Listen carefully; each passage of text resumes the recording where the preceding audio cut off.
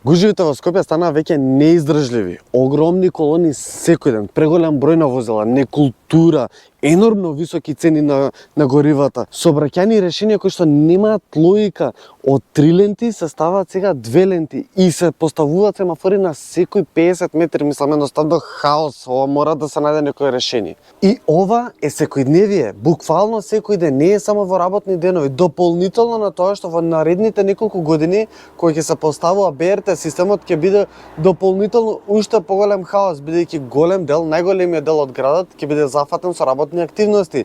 Ако сега од точка А до точка Б низ Скопје губиме по некои 40 до 50 минути, тогаш што ќе биде? Баш така. И ова, не го гледам само јас, ова го чувствуваме сите ние. И сите ние бараме некакво решение. Бараме некаков спас. Ова е моето решение. Мотор.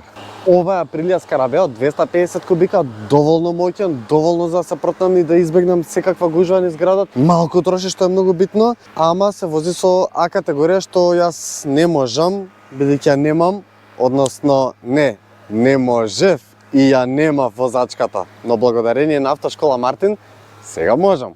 Всушност, во овој серијал и во овие неколку епизоди сакам да ви го покажам целиот мој процес на полагање, бидејќи искрено јас немав никакво, нула искуство во поглед на возење на големи мотори, со брзини. Сето искуство до сега што сум го имал било некои мали скутерчиња или поголем скутер автоматик, така да менување на брзини со кумплук и многу поголеми мотори беше прво искуство со Автошкола Мартин.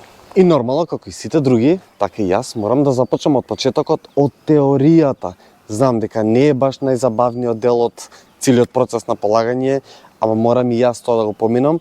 Иако имам возачко искуство во Б категорија, морам да започнам со теоријата, каде што ќе ги научам повторно основите, односно ќе се потсетам на основите, каде што тоа е темелот на или како што викаат од Автошкола Мартин, тоа е збуката во сообраќајот. И затоа мислам дека теоријата е многу битен момент за културата во сообраќајот.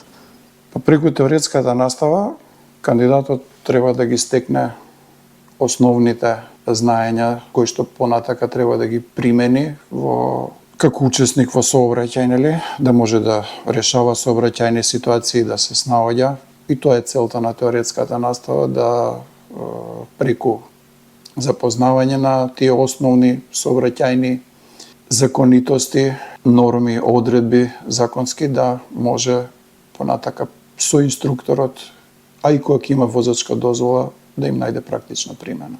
Во сообраќајот нема битни и небитни работи, значи се е една целина која што треба кандидатот да ја совлада. И сега тука сме ние во тој дел како да им го олесниме тоа, како да допреме до нив, како на едноставен начин да го разберат и да можат утре и при полагање на тој теоретски дел, меѓутоа и да му дадат соодветна примена кога ќе учествуваат во сообраќај. Најбитната цел да се постигне.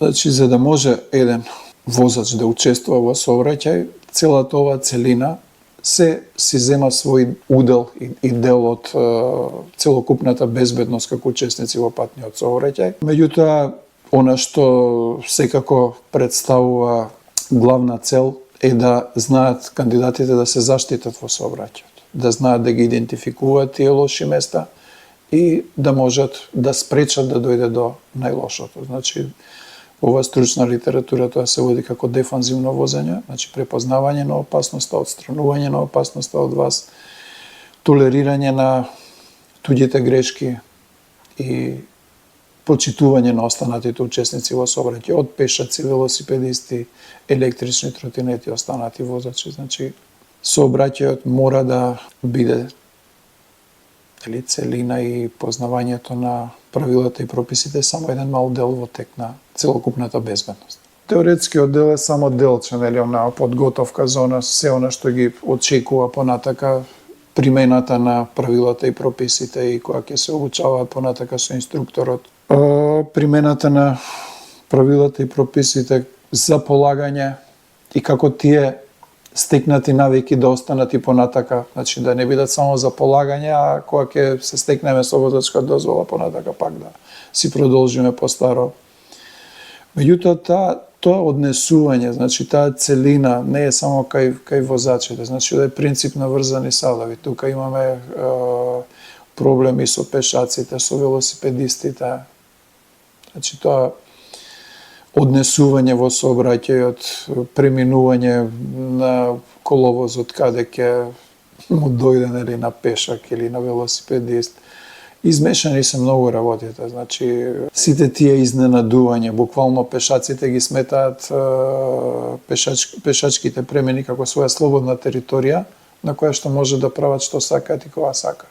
Иако во законот стои дека пешакот мора да внимава пред да тргне преку тој пешачки премин. Поголем дел од пешаците не го прават тоа, тргнуваат, значи без да обрнат внимание на оддалеченоста на возилото, со која брзина се доближува возилото, ги спомнавме преска исто и велосипедистите. И таа сообраќајна, како да ја наречеме, едукација, не култура, мора да тргне од најмала возраст кај нас. Значи, многу доцна се вклучуваме од она што може да го приметам кај кандидатите. Значи, основните работи тек сега ги учиме, учествуваме во сообраќај веќе и како велосипедисти, возачи на електричен тротинет и како пешаци. Меѓутоа, многу малку знаеме за тоа како да се однесуваме во сообраќај. Апсолутно се согласувам од збор до збор, се е точно, но никако не можам да разберам што е тоа кај нас што не тера во првиот момент, првиот ден кога ќе земеме возачката и ќе положиме, ние како учесници во сообраќајот ги забораваме сите работи што сме учеле, ги забораваме сите правила. Дефинитивно многу очигледно е дека мораме да градиме сообраќајната култура од многу рани години, без разлика во која категорија полагаме и без разлика каков тип на учесник сме во сообраќајот.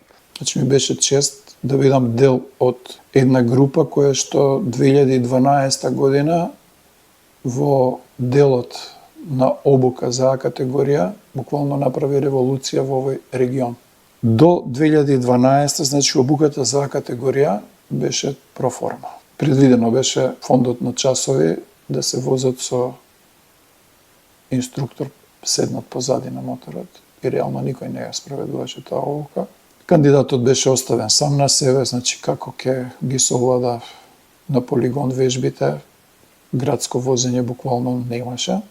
Значи таа 2012 година учествувавме во изработка на тој правилник, каде што во регионов, значи немаше таков начин на обука. Први стартувавме обука на далечина, значи кандидатот е на мотор, а со радиоврска инструкторот му дава инструкции зад него со кола, значи не е оставен сам, се води сметка за него и се спроведуваат часовите, значи се вози. Сериозен е пристапот и на кандидатите, меѓутоа и автошколите многу посериозно. Постојат многу автошколи. Мартин дефинитивно не се единствените, тоа е точно, но кај нив искрено јас го препознав она што ми требаше, таа сериозност, таа посветеност која што искрено ја барам за да ме научи некој и да видам дека она што ќе се кажува се реални совети, она што ми треба за да ги совладам сите предизвици што ми е искрено страф на почеток да седнам на голем мотор, не на ваков скутер, туку на голем мотор, за утре понатака да можам да се ослободам на уште посериозни мотори, уште посериозни патишти, на уште посериозни предизвици во сообраќајот. Тоа кај Мартин го приметив и го согледав дека се апсолутно посветени и сериозни во тоа што го учиме дури од теоријата, да може да го совладуваме и кога ќе седнеме на мотора. Тоа многу наскоро ќе гледате во новата епизода, затоа направете сабскрип, пишете во коментар доколку вие сакате да полагате или веќе сте положиле за категорија и нормално, ако си заинтересиран, слободно контактирај ги Автошкола Мартин. Се гледаме за неколку дена со нова епизода. Чао!